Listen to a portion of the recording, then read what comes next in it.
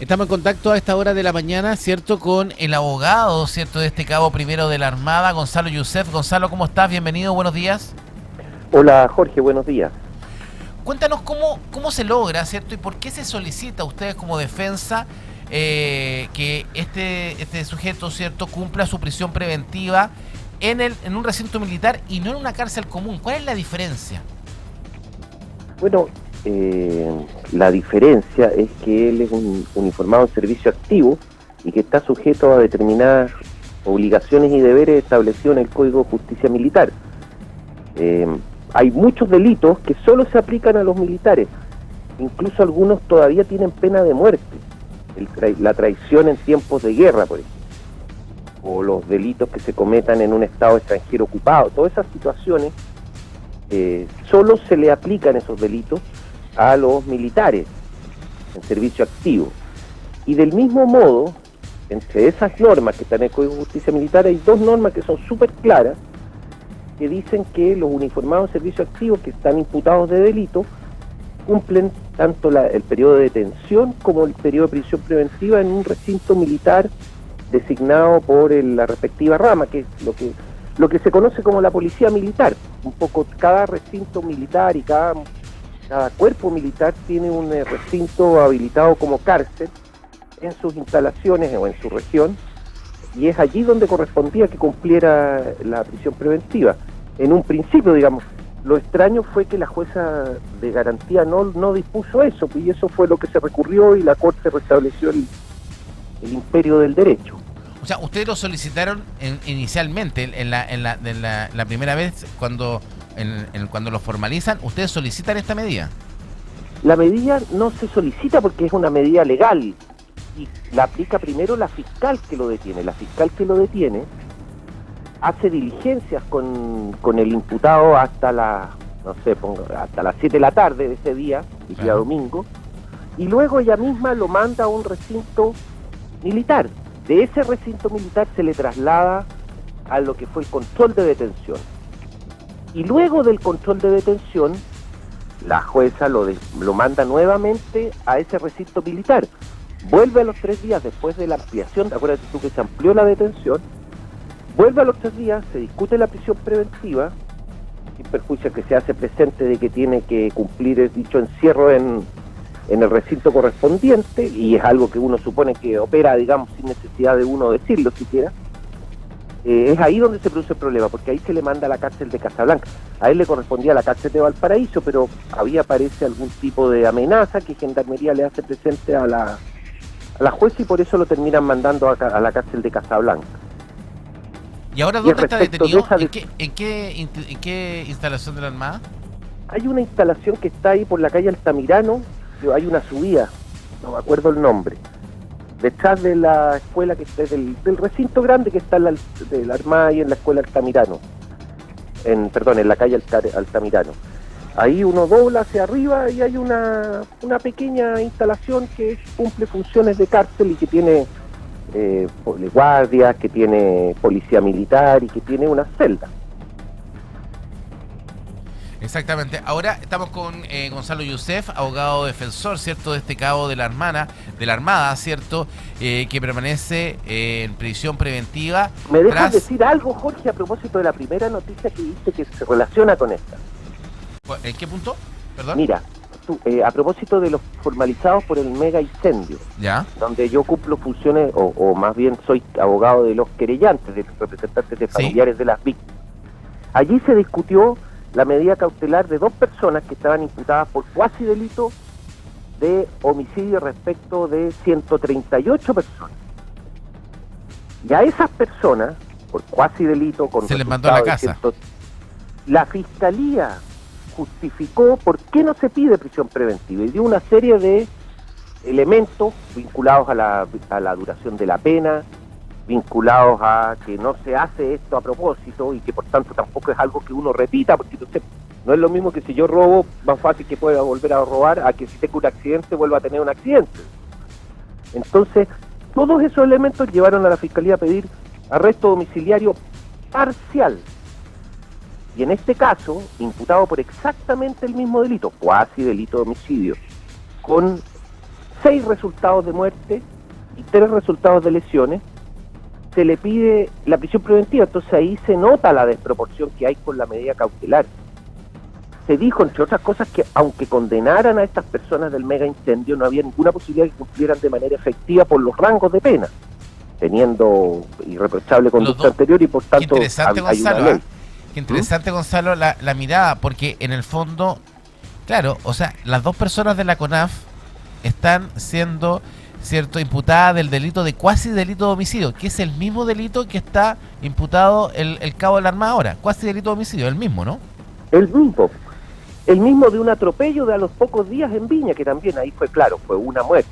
Pero en este otro caso, y una cosa más, la cantidad de delitos, conforme la doctrina penal y en la dogmática penal alemana, no es por los números de resultados, es por el número de acciones. Entonces, es un delito con muchos resultados que de alguna manera pudiera agravar dentro del grado la pena, pero tampoco es que se cometan, no es alguien que cometió, no sé, 6 atropellos de manera separada, no sé si me explico. Exacto. No es lo mismo cometer cuasi delitos 6 veces por separado que cometer una acción y que tenga otro resultado, desde el punto de vista moral, digamos, desde el punto de vista de la pena.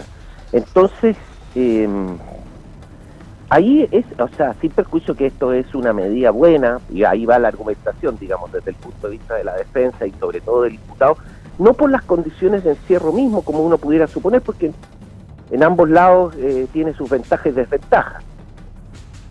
Pero el tema de las visitas familiares, por ejemplo, si cuando te va a ver una familia, se demora, le hace revisiones, se demora mucho más. Entonces hay una serie de cosas que hacen que esto sea menos duro, pero no lo hace menos injusto, y vamos a seguir luchando porque se le dé la cautelar que corresponde. ¿Cuál es la cautelar que están buscando ustedes? Arresto domiciliario nos parece suficiente y más que necesario, o sea, más que suficiente para garantizar los fines del procedimiento. No vemos que se pueda afectar, porque no es que se le esté juzgando. Un poco la medida cautelar es simplemente cómo espera la persona el juicio. Lo espera preso, lo espera en libertad, o lo espera con arresto domiciliario, con arraigo. Y en general lo que dice la doctrina penal es que la prisión preventiva se debe reservar para casos excepcionales, porque si no, bueno, por un lado está el problema práctico de rebalse de las causas, de las cárceles. ¿Qué sentido tiene tener a un cabo primero que nunca había tenido un problema con la ley ocupando una cárcel, un lugar en la cárcel? Entonces hay muchas cosas, incluso prácticas, que hacen que esta decisión no sea la más razonable. Estamos con Gonzalo Youssef, abogado defensor, cierto, del cabo primero de la Armada, y como tú también decías, de las víctimas del mega incendio. Gonzalo, ¿has vuelto tú a hablar con Jonathan, cierto, este cabo primero de la Armada, en el sentido de cuál sería lo que le pasó ese día del accidente? Porque la última vez que nosotros conversamos sobre este punto, cierto, no sabíamos qué le había pasado. Escuché yo a la doctora Luisa Cordero en un programa en la radio Libra en Quillota, cierto, le escuché hablar que ella tenía unas tesis, que a lo mejor le hubiese pasado algo. ¿Sabemos qué le pasó? ¿Finalmente se desmayó, se quedó dormido? ¿Cuál es lo que pudiste conversar tú con él? Se quedó, digamos, él se desmayó. La causa más precisa del desmayo es algo que no conozco, y es difícil de conocer, digamos, médicamente. Si tú tienes un ACV, te hacen un escáner y te quedan huellas, uno lo puede comprobar a posteriori, pero un desmayo no, pues un desmayo no deja huellas orgánicas que uno pueda decir, mire, entre tal hora y tal hora estuvo desmayado. No existe esa comprobación, así que la tesis de la defensa sigue siendo la misma, en el sentido de que fue un desmayo. El origen del desmayo es algo que no tenemos claro, digamos, cuál sea. Lo que sí no fue un desmayo ni por sueño, ni por consumo de drogas, ni por consumo de alcohol, ni por acostarse tarde, ni por nada que lo hubiese expuesto a un desmayo, te quiero decir. Fue una situación imprevista, además. Y hoy día no existe algún tipo, con lo que tú dices, a una ACV, claro, deja huella, pero científicamente no podemos cómo corroborar que efectivamente se desmayó. No, mira, ahí yo creo que el gran problema que tenemos de por qué tenemos todas estas conversaciones es porque no había una cámara que captara la avenida Alessandria. O sea, no hay cámara en la parte más poblada, porque mucho se dijo aquí que no, que este era un lugar muy importante, y se le culpaba a mi representante, decía, ¿cómo es posible que pierda el que se desmaye en una feria? Como si uno eligiera dónde se desmaya, digamos. Porque Claro. todos saben que ahí hay una feria, bueno, pero uno el desmayo no lo sabe, digamos. Y más, te digo, ojalá se hubiera desmayado 100 metros después o 100 metros antes. Sin duda las consecuencias hubieran sido diferentes. Pero no existe una cámara en el lugar que se supone que es el más importante o tan importante, y no hay una cámara. O sea, cuando ocurre un robo ahí, en este caso se robaron varios celulares por de pronto en el choque, cosa que nadie dice, digamos, se lo robaron a mi representado, a las víctimas fatales. Entonces, también hubiéramos podido ver esos robos, digamos, lo que hubiera sido. Yo creo que es bastante más reprochable, si tú me dices a mí, que es peor desde el punto de vista incluso jurídico, pero sí notoriamente desde el punto de vista moral, sacarle el teléfono a alguien que está muerto porque lo acaban de atropellar y llevárselo, que desmayarse o tener un problema, incluso cometer una infracción de tránsito y luego provocar una serie de muertes. Sí, ahora el tema de las cámaras, claro, hubiese ayudado perfectamente, porque la única cámara que hay es que a él se ve viniendo, subiendo por la subida de Sande, ¿cierto? Pero claro, ni siquiera esa cámara puede captar el interior del vehículo, o sea, solamente se ve el vehículo avanzando.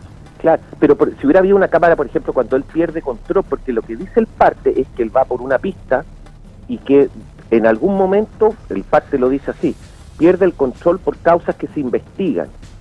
Entonces uno hubiera visto esa maniobra, hubiera visto, digamos, cómo el vehículo sigue, hubiera sido mucho más fácil interpretar, incluso aunque no se hubiera visto adentro del vehículo, qué es lo que ocurrió, porque si tú ves, no sé, y por de pronto todas estas especulaciones que hay, o que uno en principio también hubieran quedado descartadas y hubiera sido más acotado el periodo de investigación.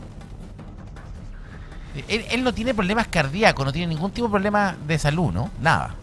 Nada, fíjate tú que él como cabo primero que estaba postulando para ascender, a la semana siguiente él ascendía, creo que a, no sé qué, cuál será el grado, creo sargento. A sargento segundo asumía, sí. Claro, entonces él para eso, como todos los miembros de la Armada, sobre todo los que cumplen funciones de infante de marina, se hace unos chequeos de salud. Él se había hecho un chequeo el miércoles antes del domingo, y los resultados fueron todos positivos, digamos, nada que hiciera, porque a uno, claro, le miden las pulsaciones, le miden la presión, le miden una serie de cosas, y eso él lo tenía normal. Sin perjuicio que a veces hay otros padecimientos más recónditos que a lo mejor no estaban detectados en un examen de rutina, pero él por lo menos no tenía cómo saber que tenía esa posibilidad. Exactamente, pues sí, no tenía cómo saber. Bueno, Gonzalo, muchas gracias por este contacto, vamos a estar muy atentos. Es interesante lo que tú haces, esta comparativa, ¿cierto? El mismo delito, casi delito de homicidio, con el caso con 138 víctimas fatales en un caso, el otro con 6 víctimas fatales, con causas, ¿cierto? Con penas o medidas cautelares tan distintas, ¿cierto? Que en el fondo una es váyase para la casa y el otro váyase a una cárcel. Así que atento ahí en el tema. Ahora, eso en el tema del mega incendio, ¿no se puede cambiar esa medida cautelar? ¿No se puede pedir mayor aumento de esa medida cautelar? No, porque en los hechos de la formalización no permiten eso, digamos, porque este delito, en el fondo, claro, alguien pudiera pedirlo, digamos, alguno de los querellantes pudiera apelarlo, pero no habría fundamento, porque el mismo Ministerio Público pidió esa medida cautelar. Suponer que hubo dolo requiere otro relato de los hechos, que no es el que se hizo en la audiencia, entonces tampoco hay cómo escalar, por decirlo así, la responsabilidad a delito. Entonces, por lo menos con la formalización que se hizo, con los hechos descritos en la formalización, entonces no va a haber apelaciones respecto de eso. Ahora, directamente se está pidiendo que existan más involucrados, porque solamente no podemos tener formalizado a estas dos personas solamente de CONAF. O sea, debiese empezar a avanzar esta investigación, ¿no?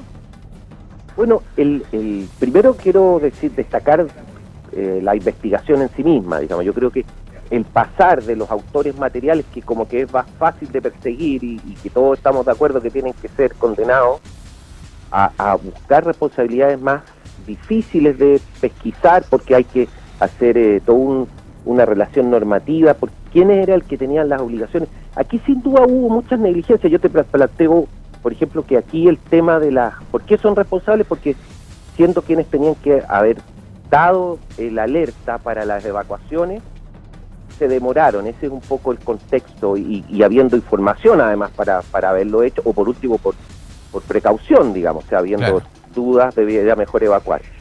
Ese es uno de los motivos que están señalados en las querellas, pero yo también te puedo plantear, por ejemplo, ¿qué pasa con los desmalezados? Siempre los chilenos, y me incluyo, somos muy buenos para olvidarnos de las contingencias climáticas. ¿Qué pasó ese año? ¿Te acuerdas tú la cantidad de lluvias que hubo y en un lugar que antes había estado seco, habían malezas que permitieron la propagación del fuego? Entonces uno también podría decir, claro, si se hubiera dado la alerta oportuna se hubiera evitado, pero también si hubiera habido un plan de desmalezado adecuado, cortafuego. Entonces ese es otro ámbito que quizás haya que investigar. ¿Es la municipalidad? ¿Es la corporación? ¿Era quién hacía ese trabajo? Entonces también por ahí hay otras responsabilidades. O creo yo que, bueno, dentro de CONAF, por el relato que hace el fiscal, yo creo que están bien localizadas las responsabilidades. No sé si dentro de CONAF haya más responsables, pero también se puede investigar la responsabilidad, porque lo que también quedó claro es que en estos reuniones de emergencia que se hacen horas antes del desastre, a partir de las 5 de la tarde, no hay ninguna autoridad de gobierno. Es que ese es el punto. Ahí, o sea, no hay nadie. Tema es que, el gobernador, yo no sé quién era. El gobernador no tiene autoridad sobre Senapred. No tiene, el que tiene la autoridad ahí, ese era el delegado presidencial. Bueno, que en ese minuto era la actual diputada Sofía González, y que recordemos que Sofía González, en plena temporada de incendio, ella estaba de vacaciones. Ella no estaba.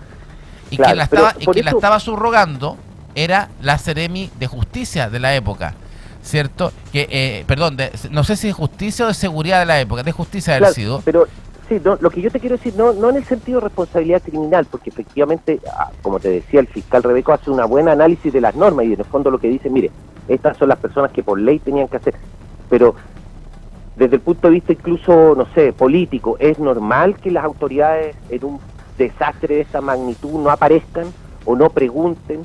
Porque en definitiva la alerta se activó por una vuelta larga que se hizo, con la información que ya estaba saliendo en todos lados de que el fuego estaba descontrolado. Entonces, pero es que había una persona a cargo. Lo que pasa es que esa persona a cargo estaba de vacaciones y tenía un subrogante. ¿Y quién no hizo la pega de coordinación desde el punto de vista de uno, cierto, que lo mira desde afuera y dice, fue esa subrogante? Claro, bueno, como te digo, esos son ámbitos más específicos de responsabilidad, que para que se configuren en una cuasi delito homicidio requiere otros elementos. Por ejemplo, que esa persona hubiera tenido efectivamente la posibilidad de evitar el resultado. Entonces, si uno hace el análisis, por ejemplo, mire, esta persona no tenía, como tú dices a propósito del gobernador, no tenía obligaciones respecto de formar parte no estar en el mecanismo de la Senapred, no tenía autoridad para cambiar la situación. Bueno, uno dirá, entonces no es responsable cuasi delito, pero quizás debió estar. Respecto de otra autoridad, como tú dices, bueno, esta estaba de vacaciones, así que no la delegada presidencial, yo no sé, yo creo que no creo que haya sido citada. Ahí lo puede averiguar tú, Gonzalo. No fue citada. Pero mira, imagínate. Se manejó por eso, la gente de la CONAF.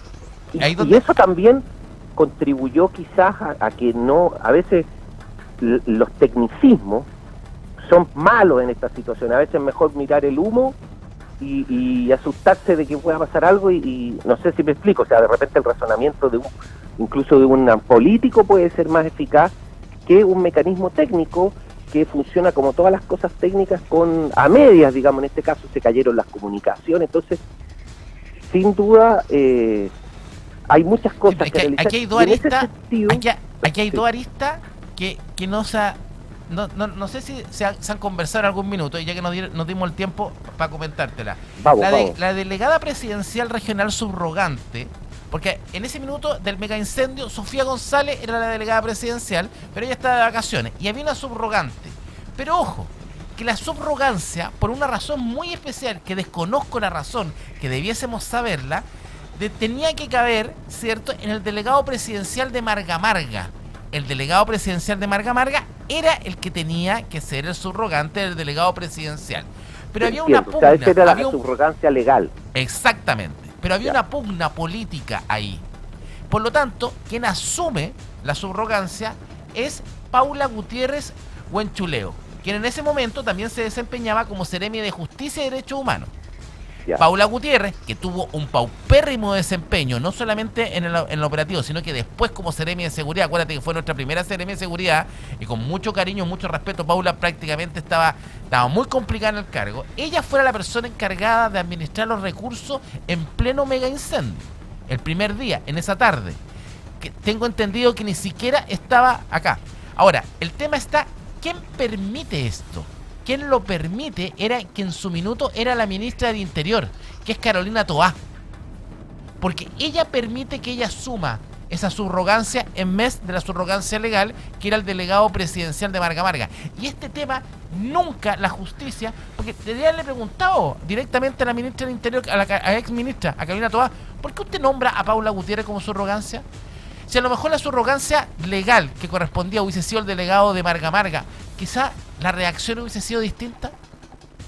Bueno, ese tema, digamos, que tú mencionas, sin duda tiene repercusiones, pero como te digo, para convertir esa responsabilidad en cuasi delito se requieren otros elementos. Pero entiendo el punto y entiendo que también lo mismo que tú decías al principio de la nota, o sea, queda mucho paño que cortar, pero al menos este es un gran primer paso, digamos, para empezar a preguntarse qué pasó ese día, porque había muchas versiones encontradas respecto de lo que... Bueno, había gente como tú que por el contacto con la comisión investigadora tenías más o menos claro lo que pasa. Pero respecto del resto no hay una claridad fáctica de hora, quién tomó tal o cual decisión, y eso está muy avanzado ahora, porque se tomaron declaraciones por de pronto a toda la gente que estuvo ahí, incluyendo los gente de CONAF de más bajo grado y que tenían opiniones diversas y que tenían la idea de que había que haber hecho otra cosa. Entonces, por eso se celebra esto. Claro, lo que tú mencionas de la subrogancia es un tema, porque también hay un o sea, de hecho, Fidel grande Cueto, si uno analiza, porque el que era justamente el delegado Marga Marga en ese minuto, en pleno mega incendio, era Fidel Cueto.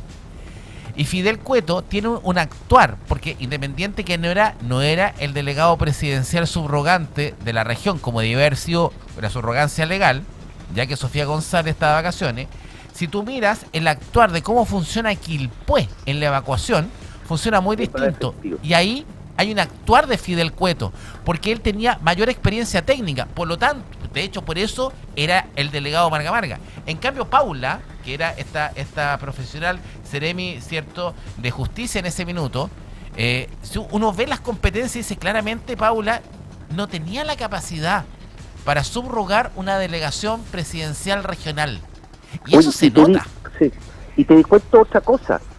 Gran parte de los reclamos de la gente no solo están por el tema del incendio en sí, que ya fue la principal y gran desastre, sino que porque los días después no hubo nosotros conocemos casos de personas que se tuvieron que quedar resguardando los cuerpos de sus seres queridos para que no se lo comieran los perros 2 días.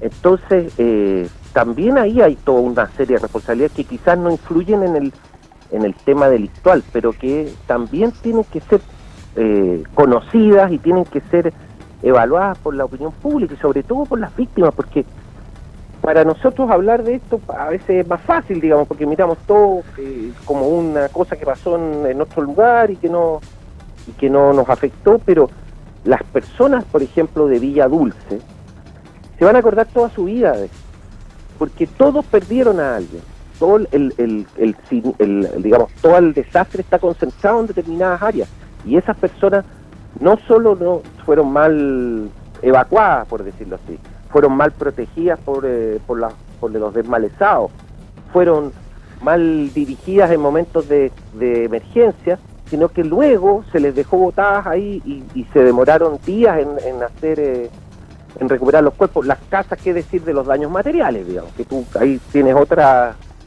otro, digamos, conoce muy bien el tema, digamos. También hay nada. Sí, hay otro... las víctimas, muchas pidiendo asesorías, ayudas psicológicas, por su cuenta, pidiéndole a la autoridad, oiga, quiero poner unos psicólogos para atender a la gente, porque ver personas morir en directo es algo espantoso, Bueno, y que sin duda deja una huella indeleble en la memoria.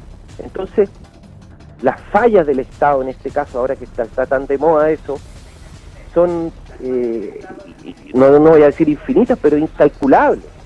Y también la falta de respuesta que había, y lo conversábamos otra vez, da cuenta también de un centralismo que hay en este país. Si esto hubiera pasado en Santiago, ya se hubiera solucionado todo.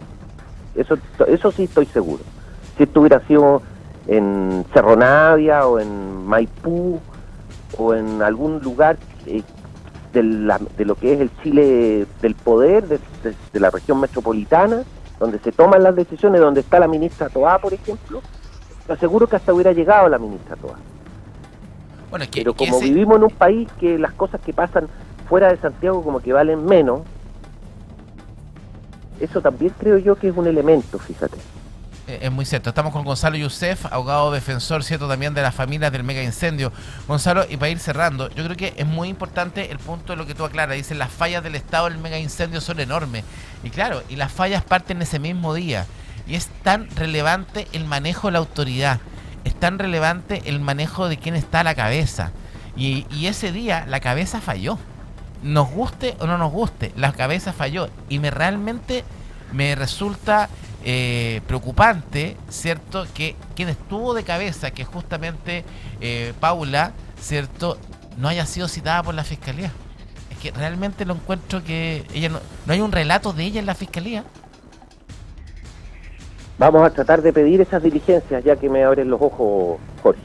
Porque, o sea, imagínate, estamos investigando el mega incendio, llevamos 2 años de investigación, ¿cierto? Y cuando nosotros preguntamos quién es la persona que estaba a cargo ese día, es Paula Gutiérrez Huenchuleo. ¿La citaron a declarar? No. Entonces, sin duda es un punto, pues vamos a ver cómo incorporarlo en este relato. ¿Y cómo llega ella? ¿Y cómo llega ella y Gonzalo, la su arrogancia? Porque aquí está la responsabilidad política. Si tenemos la responsabilidad, cierto, técnica, tenemos a estos bomberos y funcionarios de CONAF, tenemos justamente también la responsabilidad técnica, pero está la responsabilidad política. Y te agrego otra responsabilidad. Durante 2 años se estuvo quemando la misma zona de la silla una y otra vez. Exacto. Sin que hubiese ninguna alerta en CONAF de que esto no respondía a ninguna razón climática ni de orden natural ni por intervención humana normal. CONAF conoce la que se llama, no sé, dinámica o regularidad o forma en que tienen los incendios cuando son demasiados los provocados. Por ejemplo, uno sabe que en la región de la Araucanía, en ciertas partes, los focos en determinadas épocas, te estoy hablando hace muchos años atrás, cuando yo estaba a cargo del sistema, eran por presencia humana.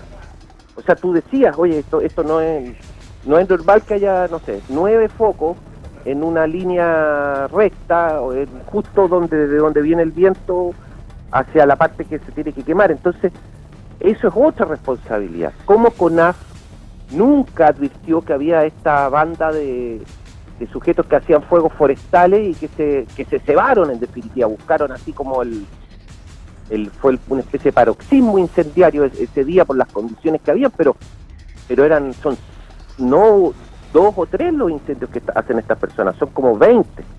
Entonces 20 en un área chica, digamos. Bueno, y tienen los de CONAF y también los de bomberos. O sea, a mí el tema bombero, yo en algún minuto fui muy crítico con bomberos, se enojaron mucho, porque bomberos es una institución tan noble que uno dice, ¿cómo se va a criticar a bomberos? Yo creo, claro que tengo la teoría que si bien tenemos bomberos profesionales, en el sentido de que son muy profesionales, y de hecho tenemos brigadas que incluso van a ayudar al exterior, ¿cierto? Lo que hicieron en Venezuela, etcétera.